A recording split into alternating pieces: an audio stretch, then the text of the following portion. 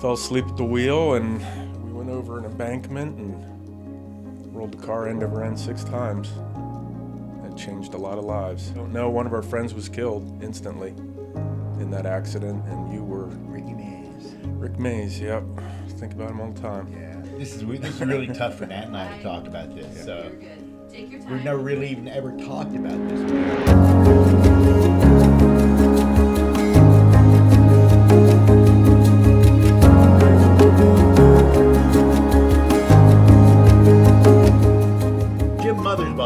I'm the one with the Road Radio USA show. Road Radio is the one that goes into the schools and all that kind of stuff. But you guys know that. That's what this show is all about. And I'm with my very good friend, Nathan Pantalone. For those of you who don't know this, Nathan happened to be the one that was driving that night. And he's here to talk to us today about that very bad car crash that happened. And we're going to do that right now. Nathan, can you say hi to everyone and let us know about things? Hey, appreciate you asking me to do this, Jim. Yep. It's something that we haven't done. 50 years we've been friends. Yep. 50 years now. That's crazy. And we're going to talk about it right now, so go ahead. And after hearing the story, it's even harder to believe that we've been friends that long.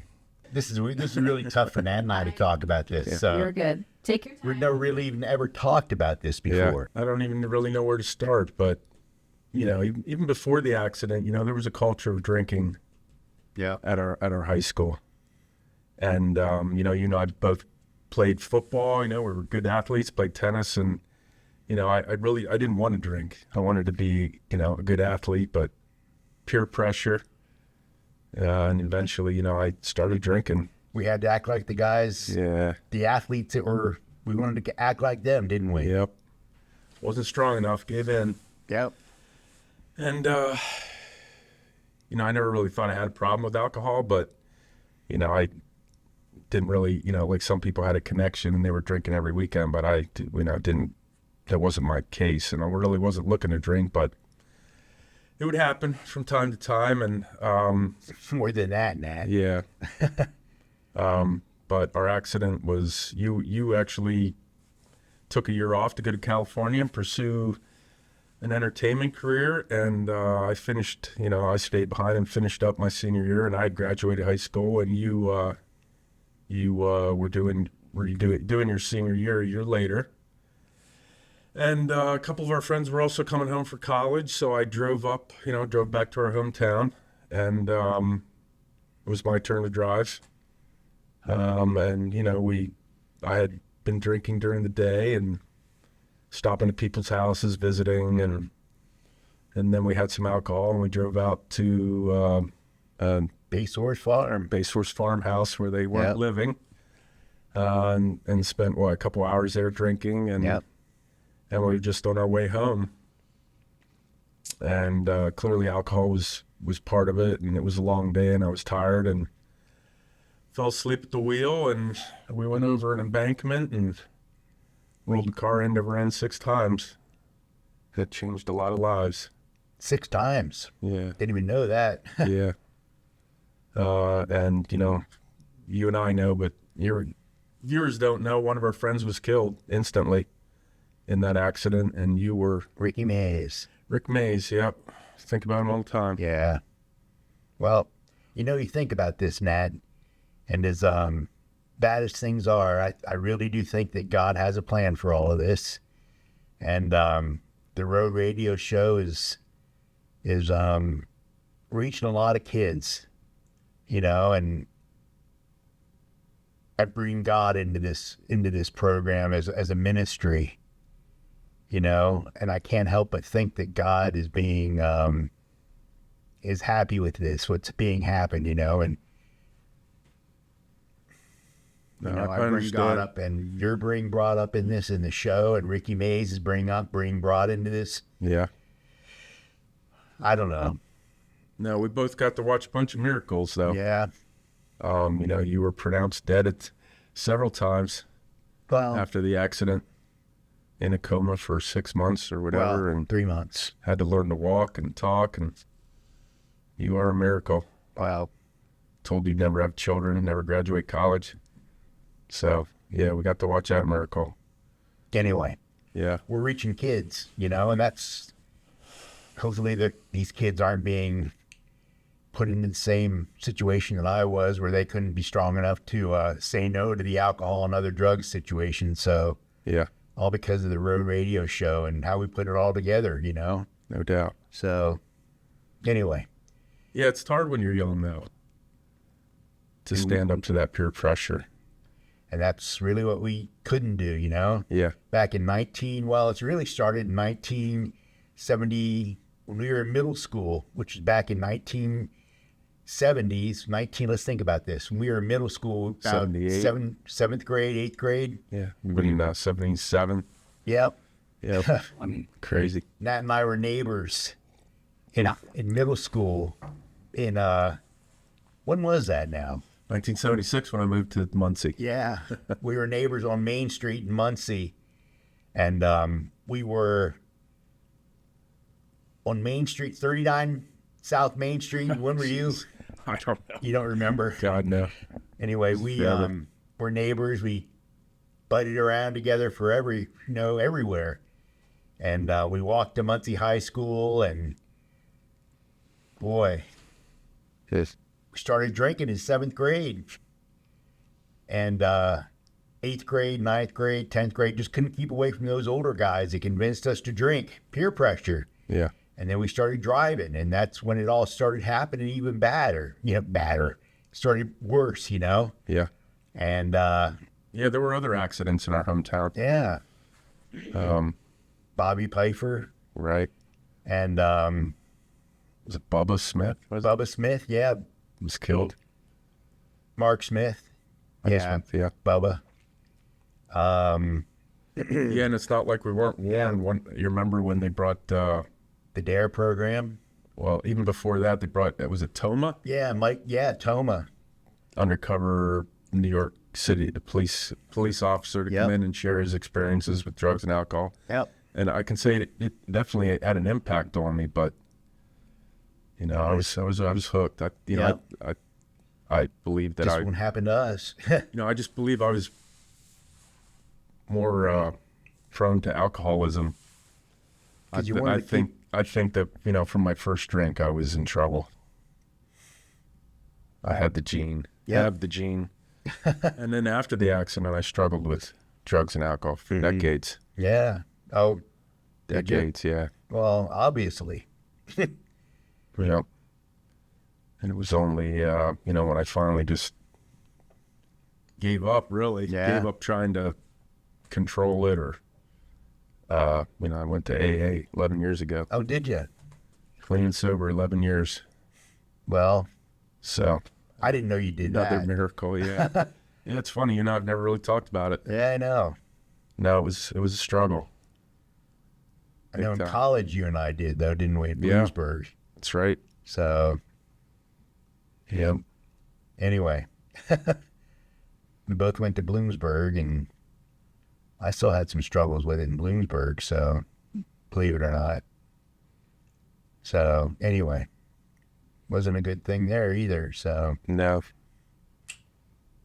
You try to control it, and it's Yep. controlling you. I know. It's hard to see that. The alcohol. Yep. Yeah, it's hard to see when you're in the midst of it. But Yep. So even though we played football, football and tennis, they were our sports, huh? for sure. I played a little basketball, and you were in the plays. Yep. I couldn't. You could sing. I couldn't. Well, I wouldn't be a wrestler. I wasn't going to put up with that crap. I was either going to be a wrestler or in the plays. You and I like to eat too much. There you go. Definitely. So I knew I could sing.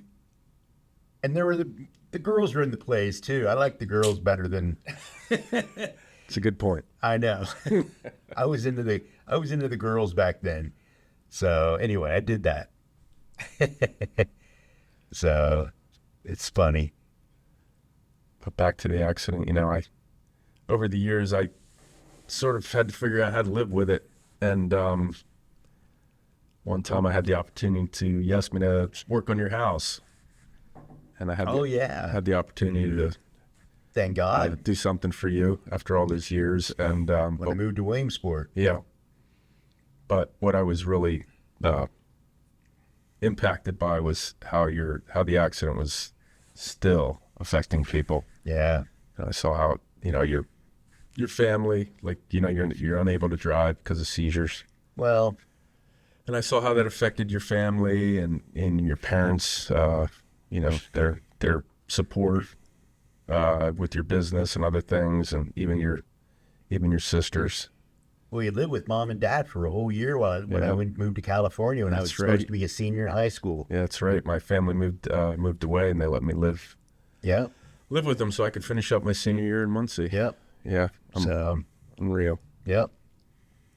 So I moved to California for a year. You moved in with mom and dad. That's what you just said. So, and it was great.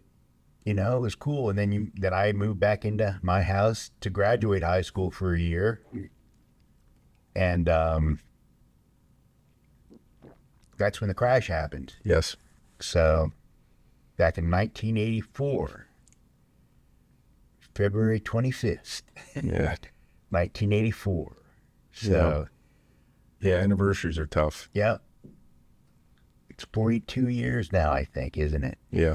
That's what I tell these kids all the time when I go into these schools. So, and that's a big part of the testimony that I give to the schools. So, and that's what really hits home with the kids. So, Yeah, after the accident, I just wanted to crawl into a hole, man, hide, whatever, escape it, but there's no escaping that one. I carry it with me to this day, every day. I think about it every day. But, it was rough afterwards. I was an 18-year-old kid, just starting out, trying to figure out, what I was going to do, and then had that happen. And I could tell you, it was dark for a long time. did you ever go to jail? It was a different time. I just recently, someone who had a similar situation went to jail for a year and a half, but MAD was just starting out. It was like you said, 1984, and it wasn't the mandatory sentencing that there is today. And so I only did 24 hours or something in jail. The big thing was probation. I lost my license for 5 years. I was on probation for those 5 years, and if I would have done anything in those 5 years, I would have gone to jail for 6 years. It was pretty much presented to me at my sentencing.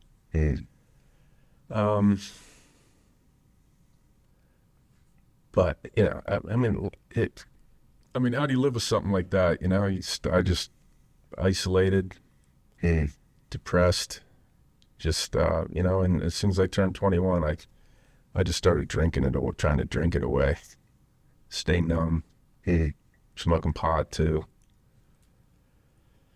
It got dark, man. I was suicidal.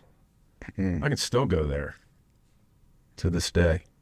Winters are tough. Anniversaries are tough. I have to be really proactive with my mental health. I would change it if I could, but it is what it is. I'm grateful that, your Rick's parents were amazingly gracious after the accident. It was unbelievable. Your parents were amazingly gracious. So, and not going to jail. I had a lot to be grateful for, but that's a hell of a thing to carry around with you every day for the rest of your life. And I try to find the positive. I'm happy to sit here and talk about it so that someone else doesn't hopefully have to go through it. And I have, at times spoken at churches and things like that, but it's not easy getting it out of the box and showing everybody and then trying to stuff it back in the box. It's not easy. I do these shows and I give it to God. You got to give it to God. There you go. I really believe that He's using it, and this is something that we're using for the kids, and that's how we're doing this. So, what's going on? I've often wondered why I survived that accident. Why? And I definitely believe And what you're saying, So, you know, the burning bush, tell the story. there you go. As hard as it is, Yeah. it's my responsibility. And like I said, there's been many blessings. I mean, you and I are friends, for God's sakes. It's amazing. And it's a miracle. Yep. It is a testimony to God. Yep. It just doesn't happen. Yep. But I do have a lot to be grateful for. I was suicidal in my 20s, 30s. You know, I came close a couple times, but Really? yeah. But, you know, it was like, all right, one more day. You know, I had people that cared about me. Yeah. And in that moment, I was like, I can't do that to them. Yeah. And so one more day, one more year, one more whatever. But as you say, God has brought me out the other side, and I have an amazing wife and a son. You know, I shouldn't even be alive, and there's no question God has blessed me. Wow. Blessed us both. Yep. And again, I appreciate you asking me to do this today. Good. Good. Here we are. So, let's talk about the good things now. Yeah, let's. Let's talk about the good things now. So, what do you got going on right now in your life? I have my own carpentry business. Good. It was always a passion of mine, and, you know, again, just being blessed. Good. Many try. It's a tough business, but I just really been blessed. The town I live in has, you know, supported me, and Harrisburg. yeah, Camp Hill actually. Camp Hill. You know, and there's enough work there, and I try to do a good job. And, Yeah. But you know, my son, my wife and son, there was a point. You know, I was messed up for a long time. I didn't get married until I was 35, Yeah. and really in my early 30s, I was like, you know, it's never going to happen. You know, and I'll be candid with you. You talk about God. I was pissed at God. Yeah. I was like, really? Everyone else gets married and has a kid, you know, why not me? I just was like, why not me? Like blaming God. And, you know, I just sort of came full circle, and I was like, well, you know, I'm not married or have a kid for a reason, because of the life I lived. You know, God helped me see it. And I was like, you know what? It's me, not God. And just like that, wife and a son. There you know, when I was in a place to receive it. Yeah. That's awesome. Yeah. That's how he works. Yeah. How he works. Kind of the same way for me too, you know? Quit being so egotistical and just give it to God, you know? Give it to God. He That's gave it. it to you, you know? Yes. That's what happened. And then, you know, the big thing, you know, 11 years clean and sober.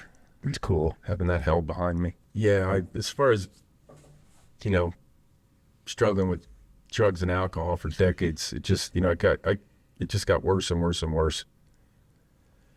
And I kept trying to control it, and then, you know, I had lost all control and was really unrecognizable to myself, was using daily and could not stop, couldn't live with it, couldn't live without it. And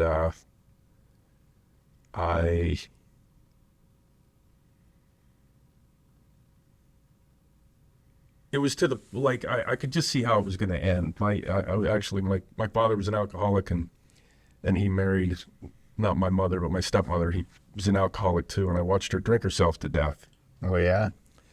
And so that was sort of a wake-up call, if you will. It got real. Yeah. I was like, wow, you know, people just, they do drink themselves to death. Like, it happens, you know.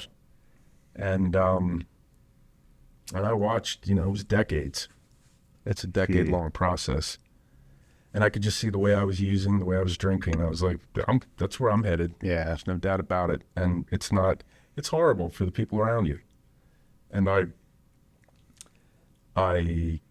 didn't want to put my family through it. You know, it doesn't end well. Right. Emotionally, financially, all of it. It's just a horror show. Right. And I was like, but I couldn't stop. And again, I was like, you know what? But many alcoholics and addicts do commit suicide. And I was there. I was like, yeah, I'm the lesser of two evils, you know. I just didn't want to put my wife and son through it. And it was like, you know, my son was 12. And I'm like, I just can't do that to my son. And my father was an alcoholic, so it was the cycle. And I was like, if I have to try, to clean, to get sober for my son, to break the pattern, to show him that I could just see him going down the same path, and I could see, it was this epiphany, I could see his son going down that path. Like, I could just see how it was, and I was like, I have to try. And I ended up at AA, and I was ready. I wanted to be done. Right. And that's a wonderful program, and people there receive, when they say you want it, they're more than happy to help you. And I wanted it. Now look how successful your son's doing. Yeah. You were just telling me that an hour ago. Yeah, and I can honestly say, he watched it. He does not drink or use drugs. He's seen the dark side. Yeah. And he's also seen the miracle. Yeah. He was old enough, 12 years old. He was old enough to see. Yeah. And understand the before after. And so it's one of my greatest blessings to still be married, to have that relationship with my son. Was worth everything. Good. To clean up. Yep. But it's something I have to keep working on. Oh yeah. Okay. One drink and I'd be right back. Wow. Okay. So I still go to meetings and oh, cool. I didn't know that. Try to help other people that are trying to recover. So good. Yeah. Cool. Good to know. I went to one AA meeting. Okay. Yeah, and it was interesting. Thank God I don't need to go to them now. Yeah. I went to one of them for road radio. I went to one to see what they're like and stuff. It was cool.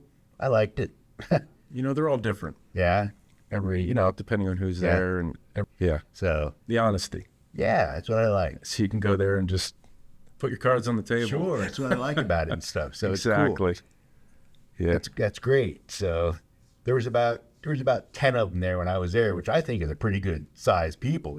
Pretty good amount of people. They're all different.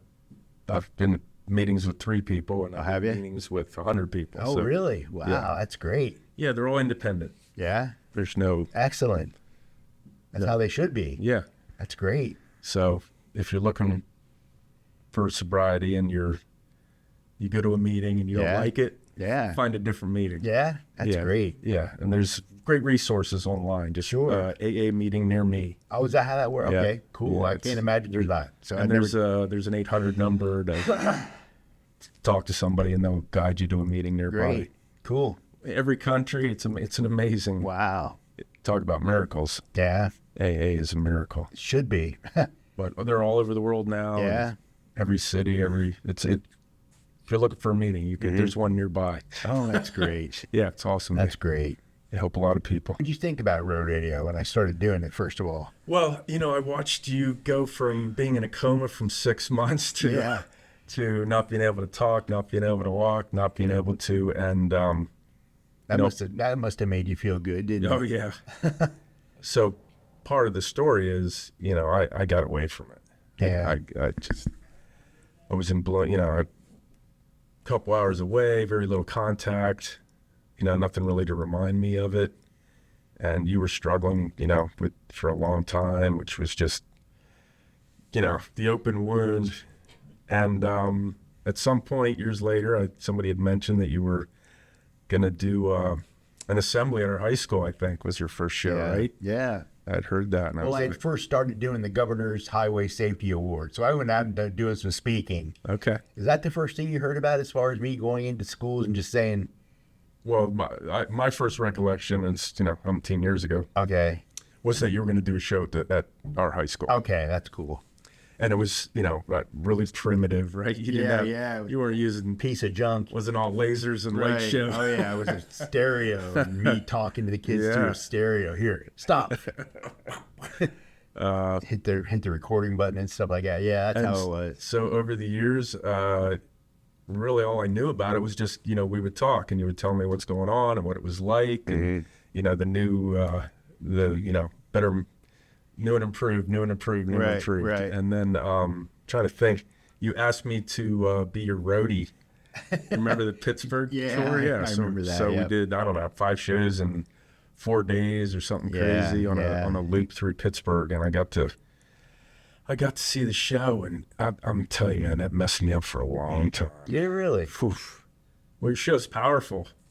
Yeah, I guess it would be tough for you. So It was rough. Your mom's testimonial. It's just like, oh, back. yeah, Yeah. But, I needed to hear it.